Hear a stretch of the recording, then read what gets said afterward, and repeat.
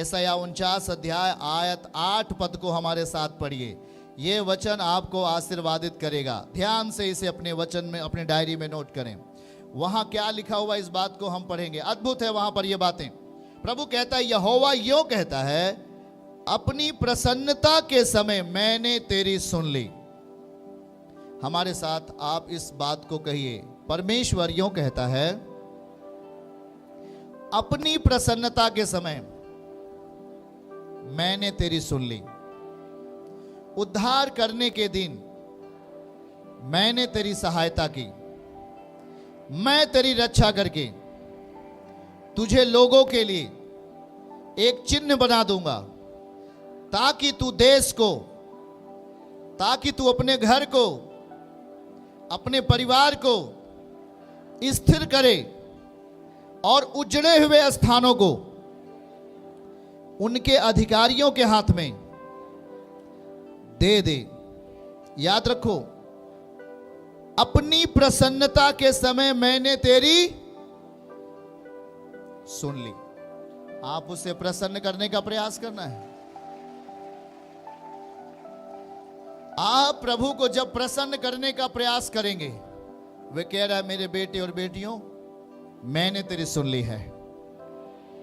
अगर हम उसे किसी भी समय, याद रखो कि परमेश्वर कह रहा है कि कोई भी टाइम आपके पास हो, वो चाहे समय अच्छा नहीं हो, चाहे समय आपको वो दिक्कत दे रहा हो या समय आपके उलट हो, पर कह रहा है कि यदि आप यीशु को जान जाएं तो उससे प्रसन्न करेंगे। वो कह रहा है कि मैं अपनी प्रसन्नता के दिन मैं तेरी सुन लूंगा, और उद्धार करने के दिन मैं तेरी सहायता करूंगा। बीमारी से छुटकारा पाना है, वो आपकी सहायता करने जा रहा है। हालेलुया। उस गहरे गहरे पाप से निकलना है, प्रभु आपकी मदद करने जा रहा है। आपके लिए एक बेहतर रास्ता खोलने जा रहा है परमेश्वर। मैं कह रहा हूं, आपके आंसुओं को पोंछने वाला है। हालेलुया। उद्धार के दिन मैंने तेरी सहायता की है। यही है उद्धार। उद्धार आपको बीमारी से छुड़ाने का उद्धार, आपको उस समस्या से बचा करके एक उद्धार का चिन्ह प्रकट करना। पर आप अपने जीवन में प्रथम स्थान किसको देना चाहोगे? प्रभु कह रहा है, तू मुझे अपना स्थान पहला दे अपनी जिंदगी में। अगर जहां जहां पर तू मुझे पहला बनाएगा, मैं तुझे पहला बनाऊंगा उस जगह पर। आमीन। जब आप परमेश्वर को प्रसन्न करोगे तो 9वीं आयत में लिखा है, उसके बाद 9वीं आयत में अगर हम पढ़ें, लिखा है कि बंदियों को कहो बंदी गृह से निकल आए। अपने आप को दिखलाओ कि वो मार्गों के किनारे किनारे पेट भरने पाएंगे। आमीन बोलो। और सब मुंडे टीलों पर भी उनको चराई मिलेगी। वाह परमेश्वर, वाह। हाथ उठा के बोलो, मुंडे टीलों के ऊपर चराई मिलेगी। बोलो, इस वचन को मैं ले लेता हूं अपने अंदर।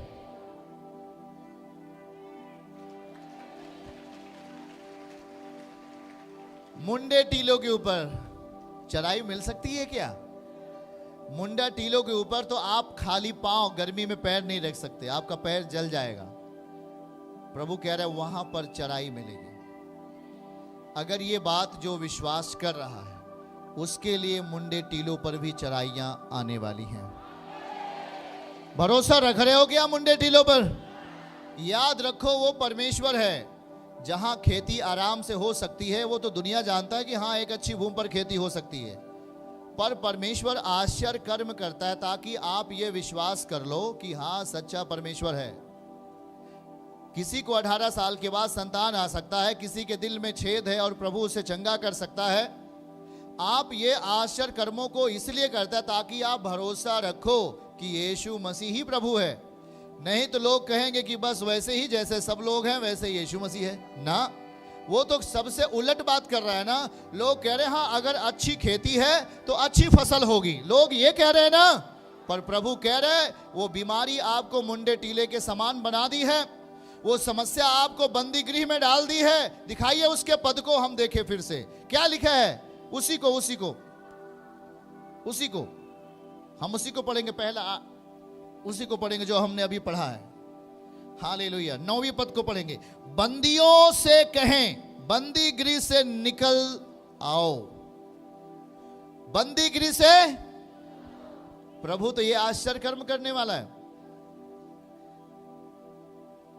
आज के 7-8 महीने पहले लगभग एक व्यक्ति मेरे पास रोता हुआ आया। उसने कहा कि मुझे फर्जी हत्या के आरोप में हमको बंद कर दिया गया है। उसके परिवार के लोग रोते हुए आए। हत्या किसी और ने किया और उसे जिस परिवार के लोगों को लेके गया, उन्होंने हत्या नहीं किया, पर उन परिवार के लोगों को जेल में डाल दिया गया। ऐसा प्रार्थना रिक्वेस्ट लेकर सामने आए। वो बिल्कुल भी परमेश्वर के लोग हैं। वो कभी भी हत्या के बारे में सोच भी नहीं सकते दिमाग में, क्योंकि परम पिता ने पहले से ही मना किया है। ये सबसे घिनौना काम है। याद रखो, उसको फर्जी फंसा दिया गया, वो जेल में बंद था। वो रोते हुए अपने प्रार्थना पत्र को यहाँ पर जमा किया और लगातार प्रार्थना टावर में प्रार्थना हो रही थी। और 1, 2, 3 लगभग 3 या 4 महीने के बाद जो हत्या के आरोप में फंसाया गया था, वो बरी हुआ और अपने घर आया। ये क्या आपको सामान्य बात लग रही है क्या? कोई हत्या के मुकदमे में अंदर जाए और वो फिर छूट जाए, ये कोई सामान्य साधारण बात लग रही है क्या? ये बहुत कठिन है। सालों साल नहीं छूटते लोग, पर परम पिता ने क्यों छुड़ा लिया? क्योंकि वो निर्दोष था। जब आप निर्दोष रहोगे, प्रभु आपको अच्छा वकील देगा। जब आप निर्दोष रहोगे तो प्रभु आपको अच्छा हेल्पर देगा, हेल्पर जो आपकी मदद कर सकता है। ऐसा कोई बड़ा धनवान व्यक्ति आपका संगी हो जाएगा। आपका परमेश्वर हर एक कामों को कर सकता है। यह बात का विश्वास है क्या? जो ये बात का विश्वास है तो उसके लिए ही प्रभु करने वाले हैं।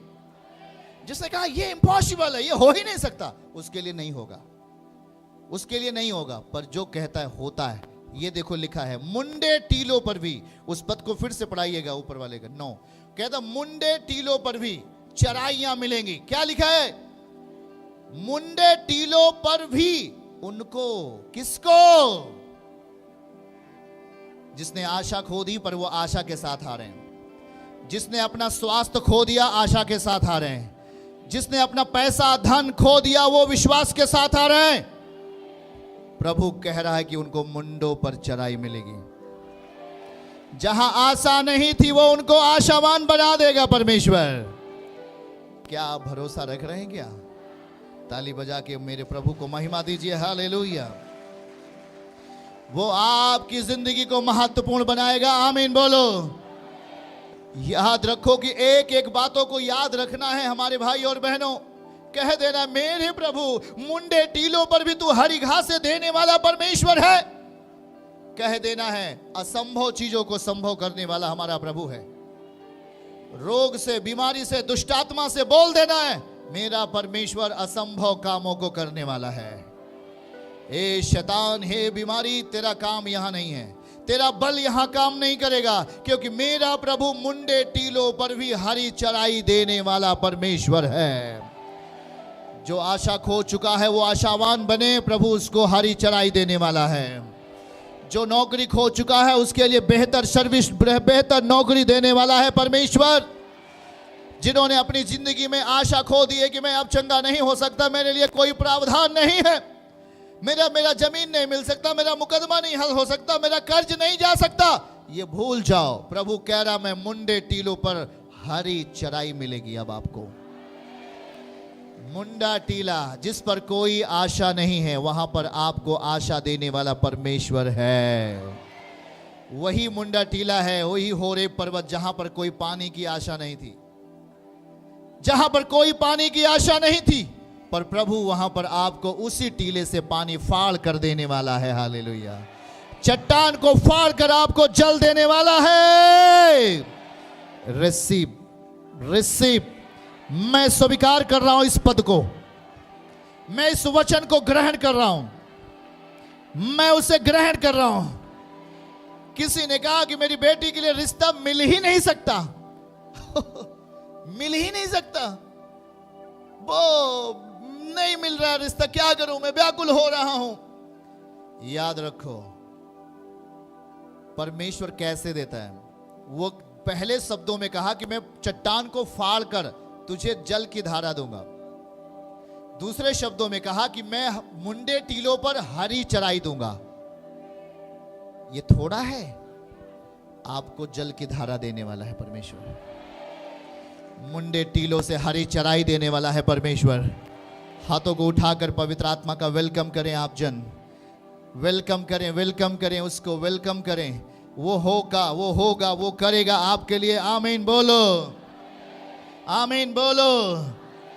चर्च की सभी प्रार्थनाओं को और परमेश्वर के दास के द्वारा टीचिंग सुनने के लिए और अपडेट्स को जानने के लिए हमारे इस चैनल को सब्सक्राइब करें और साथ में बेल आइकन को दबाएं, ताकि जब भी लाइव प्रार्थना हो तो सबसे पहले आप देख सकें।